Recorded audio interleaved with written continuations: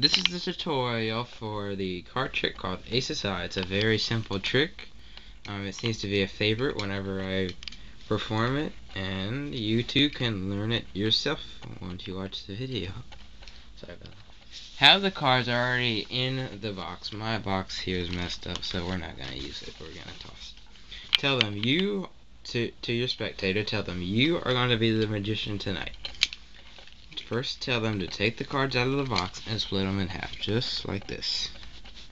Then tell them to take these two decks and split them in half, so we're going to take this one and split it in half, like that. And then this one and split it in half, like that. Alright, then tell them to start with this fourth deck here. Tell them, I'm really going to do it one-handedly, so it's not going to be the best.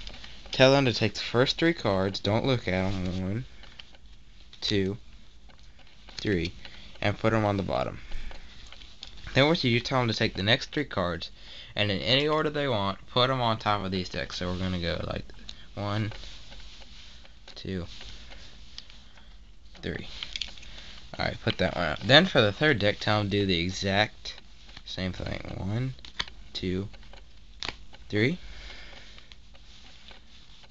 And then we're going to go 1, 2, fix that one, 3.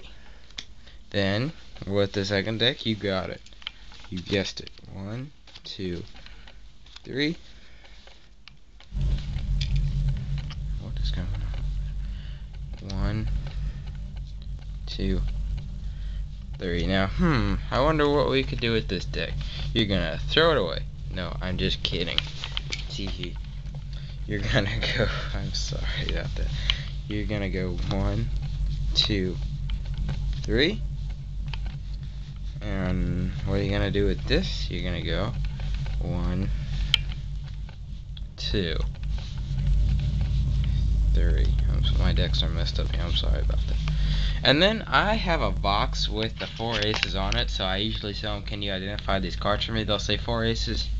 But if you don't, which I don't at the moment, say what's like the highest and the lowest card? What are the highest and lowest cards in the entire deck? They'll obviously say the 4 aces. I'll tell them to flip this one over, and what do you know? It's the ace of hearts. This one, ace of clubs. This one, ace of spades, and this one, the ace of diamonds. Now, how did I do that, you ask? Simple.